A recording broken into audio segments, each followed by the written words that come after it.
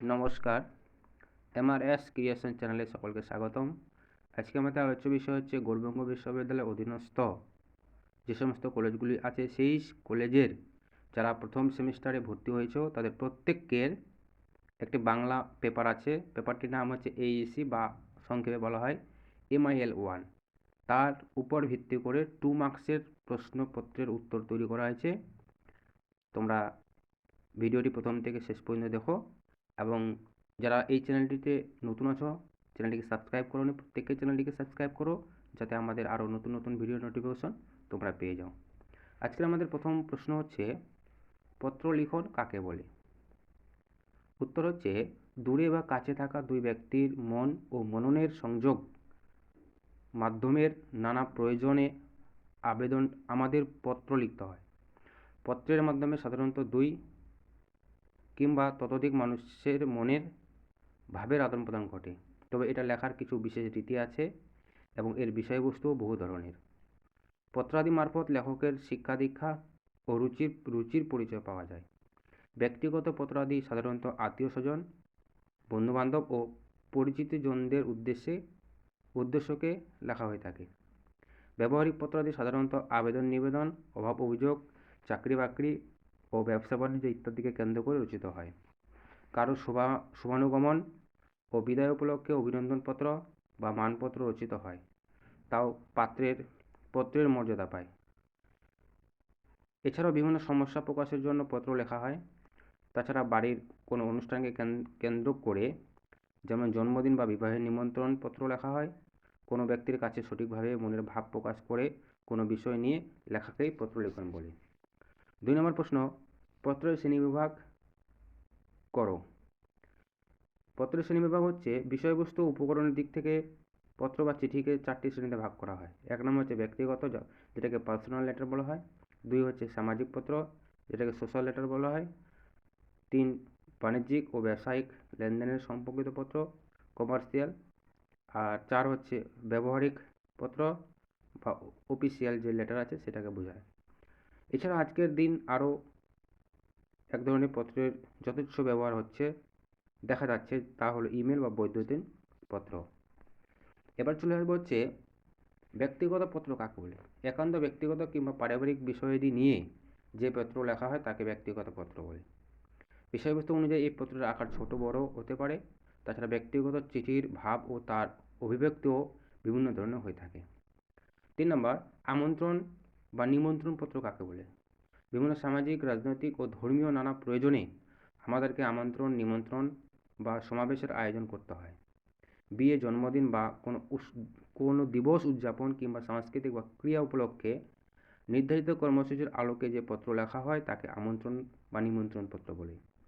আমন্ত্রণ বা নিমন্ত্রণ পত্র বিভিন্ন ধরনের হতে পারে, যেমন বিয়ে, জন্মদিন, রবীন্দ্র নজরুল জয়ন্তী, স্বাধীনতা দিবস, বার্ষিক ক্রিয়া অনুষ্ঠান, বর্ষবরণ, সাহিত্য সভা, সংস্কৃত সপ্তাহ, শিক্ষা সপ্তাহ, বইমেলা, শোকসভা, নাগরিক সম্বর্ধনা, সুবর্ণ জয়ন্তী, নাট্য উৎসব, চলচ্চিত্র উৎসব, লোক উৎসব, সাংস্কৃতিক উৎসব ইত্যাদি উপলক্ষকে কেন্দ্র করে রচিত হয়। এবার চলে আসবে দরখাস্ত কী। কোনো প্রসঙ্গে সংশ্লিষ্ট বিষয় কর্তৃপক্ষের কাছে আবেদন নিবেদন জানিয়ে যে চিঠি লেখা হয় তাকে দরখাস্ত বলে। বিভিন্ন পেশার ব্যক্তিবর্গ স্ব কর্তৃপক্ষের কাছে দাবি দেওয়া, অভাব অভিযোগ, ছুটিছাটা ও চাকরি বাকরি সংক্রান্ত বিষয় নিয়ে দরখাস্ত লিখতে পারেন। দরখাস্তের ভাষায় শিষ্টতা ও সৌজন্য প্রকাশ বাঞ্ছনীয়। মানপত্র কী।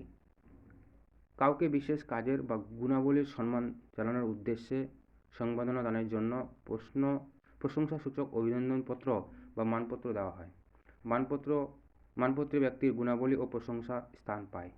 দেশ বিদেশ থেকে উচ্চতর সম্মান, আন্তর্জাতিক খ্যাতি অথবা নিজের এলাকায় বিশেষ কৃতিত্ব অর্জনের জন্য উদ্দিষ্ট ব্যক্তিকে আনুষ্ঠানিকভাবে সম্মান জানাতে মানপত্র প্রদান করা হয়। মানপত্র সংবর্ধনা সভায় পাঠ করা হয় এবং অভিনন্দিত ব্যক্তিকে তা আনুষ্ঠানিকভাবে হস্তান্তর করা হয়। 6 নম্বর প্রশ্ন হচ্ছে চাকরির আবেদনপত্র কাকে বলে। চাকরি বা পেশায় প্রাপ্তির আশায় চাকরিতে নিয়োগকারী কর্তৃপক্ষের নিকট যে পত্র লেখা হয় তাকে চাকরির আবেদনপত্র বলে। অর্থাৎ জীবিকা অর্জনের জন্য উদ্দেশ্যে সম্ভাব্য নাগরিক নিয়োগকারী নিকট শ্রম বিক্রয়ের প্রস্তাব নিয়ে যে পত্র লেখা হয় তাকে চাকরির আবেদনপত্র বলে। সাক্ষাৎকারপত্র কাকে বলে। চাকরির বিজ্ঞপ্তি অনুযায়ী একজন চাকরি প্রার্থী চাকরি লাভের আশায় নিয়োগকারীর নিকট আবেদনপত্র প্রেরণ করেন। এরূপ আবেদনপত্র পাওয়ার পর নিয়োগকার প্রতিষ্ঠান সকল আবেদনকারীকে অথবা আবেদনপত্র বাছাই পূর্বক কয়েকজনের ব্যক্তি নির্বাচনী পরীক্ষার জন্য অথবা চাকরির শর্তাবলী সম্পর্কে আলাপ আলোচনার জন্য মূল নির্ধারিত তারিখ, সময় ও স্থানে উপস্থিত থাকার জন্য যে পত্র প্রদান করেন তাকে আমরা সাক্ষাৎকার পত্র বলে থাকি। এবার হচ্ছে নিয়োগপত্র কাকে বলে। সাক্ষাৎকার গ্রহণের সময় যে চাকরি প্রার্থী সম্পর্কে নিয়োগকারী কর্তৃপক্ষ সন্তুষ্ট সহ সেই চাকরি প্রার্থী ও নিয়োগকারীর মধ্যে চুক্তি হিসাবে নিয়োগপত্রটি গণ্য করা হয়। বিস্তারিতভাবে বললে বোঝা যায়, কর্তৃপক্ষ নির্দিষ্ট একটি নিয়মবিধি মেনে বলে চাকরি প্রার্থীদের ধাপে ধাপে পরীক্ষা ও সাক্ষাৎকারের মাধ্যমে যোগ্যতম ব্যক্তিদের কেন চাকরিতে নিয়োগ করে থাকেন। নিয়োগ সংক্রান্ত তথ্যাবলী যেমন বেতন, ছুটি ছাটা সহ গ্র্যাজুইটি, পিএফ ও আবশ্যক বিষয় উল্লেখ করে কর্তৃপক্ষ যে পত্র চাকরি প্রার্থীদের দিয়ে থাকেন তাকে নিয়োগপত্র বলে। যোগদানপত্র কাকে বলে। আবেদনকারী চাকরিদাতার নিকট হতে নিয়োগপত্র প্রাপ্তির পর উক্ত নিয়োগপত্রে উল্লেখিত শর্তাবলী তার নিকট গ্রহণযোগ্য হলে তিনি কাজে যোগদানের সিদ্ধান্ত গ্রহণ করেন। যে পত্র দ্বারা আবেদনকারী চাকরিতে যোগদান করার বিষয়ে নিয়োগকারীকে অবহিত করেন তাকে যোগদানপত্র বলে। এই পত্রের মাধ্যমে আবেদনকারী নিয়োগকারী বা প্রতিষ্ঠানের সকল প্রস্তাবে সম্মতি প্রদান করেন বলে উভয়ের মধ্যে যোগদানপত্র একটি আইনগত দলিল হিসাবে কাজ করে। মীমাংসাপত্র কাকে বলে। ক্রেতা বা অভিযোগকারী কর্তৃক অভিযোগ উত্থাপিত হলে উক্ত দাবি আংশিক বা সম্পূর্ণরূপে গ্রাহ্য করে পণ্যের বিক্রেতা বা পরিবহন কর্তৃপক্ষ যে পণ্য উৎপাদনকারী সংস্থাকে বা গোষ্ঠীকে লেখেন তাকে মীমাংসাপত্র বলে। মীমাংসাপত্রের মাধ্যমে উভয় পক্ষের মধ্যে ভুল বোঝাবুঝির অবসান ঘটে এবং ব্যবসায়িক সুসম্পর্ক বজায় থাকে। মীমাংসাপত্রের বিষয়বস্তু হল অভিযোগের প্রাপ্তি স্বীকার করা, ভুল ত্রুটির জন্য দুঃখ প্রকাশ করা, ব্যবসায়িক ভুল ত্রুটির যথাযথ কারণ ব্যাখ্যা করা, দায়িত্ব স্বীকার করা, ভবিষ্যতে এরূপ ভুল ত্রুটি ঘটবে না বলে দৃঢ় আশ্বাস প্রদান করা ইত্যাদি। পরিচয়পত্র কাকে বলে। যে পত্রের মাধ্যমে একজন ব্যক্তিকে বা একটি ব্যবসায়িক প্রতিষ্ঠানকে অন্য কোনো ব্যক্তি বা প্রতিষ্ঠানের নিকট পরিচয় করিয়ে দেওয়া হয় তাকে পরিচয়পত্র বলে। পরিচয়পত্রের মূল উদ্দেশ্য হল পত্র প্রেরককে পত্র প্রাপকের সাথে পরিচয় করিয়ে দেওয়া।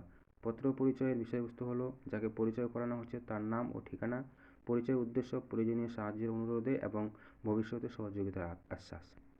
12 নম্বর প্রশ্ন, সুপারিশপত্র কাকে বলে।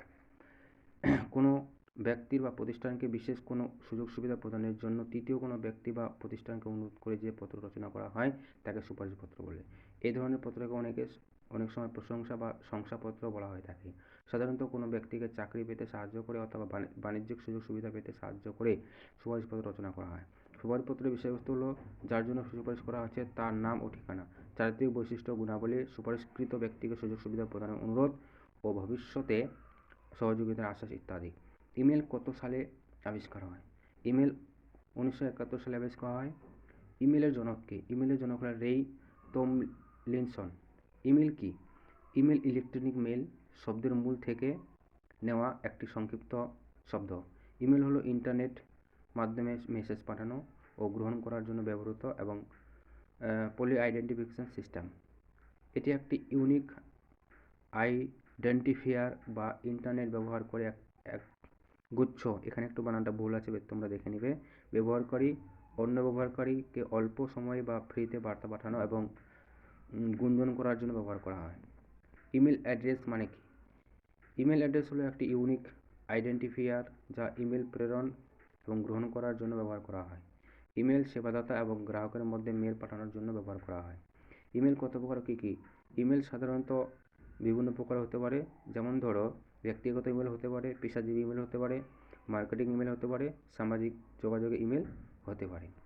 তারপরে ইমেল ও জিমেলের মধ্যে পার্থক্য কী। ইমেল একটি প্রোটোকল সিস্টেম যা ইন্টারনেট ব্যবহার করে মেসেজ বার্তা পাঠানোর জন্য ব্যবহৃত হয়। অন্যদিকে জিমেল একটি ইমেল সেবা সরবরাহকারী ওয়েব অ্যাপ্লিকেশন যা গুগল কর্পোরেশন দ্বারা তৈরি করা হয়েছে। এটি বিনামূল্যে ব্যবহার করা যায় এবং প্রায় সমস্ত ইন্টারনেট ব্যবহারকারীর দ্বারা এটি পরিচালিত হয়। জিমেল এর মাধ্যমে ইমেল পাঠানো এবং রিসিভ করা যায়।